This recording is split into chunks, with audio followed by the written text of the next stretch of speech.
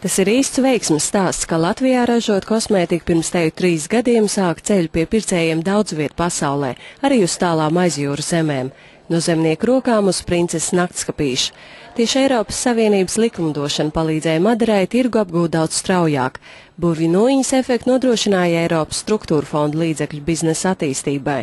Taču Eiroparlamentāriešiem priekšā vēl daudz darba, lai Latvija beidzot zaudētu savus jaunās un vārgās Eirovalsts statusu.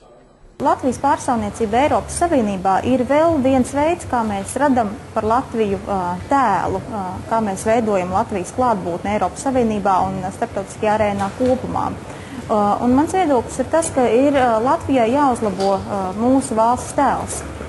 To dara Madara ar savu ekoloģisko produkciju, un es ļoti novēlu, lai mūsu pārstāvi Eiropas parlamentā strādātu ļoti profesionāli un ar savu profesionālismu pārliecināt, ka mēs esam ļoti konkurētspējīgi un spēcīgs partneris gan politikā, gan biznesā. Tāpat Īsenkov uzskata, ka tikai veicot katrs savu pašu izvēli, iespējams daudz spēcīgāk un apzinātāk ietekmēt politiskos procesus. Šajos nedaudzajos gados ir veikts tikai globāls izmaiņas, taču nu būtu laiks pievērsties arī šauru vietējo interešu aizstāvēšanai.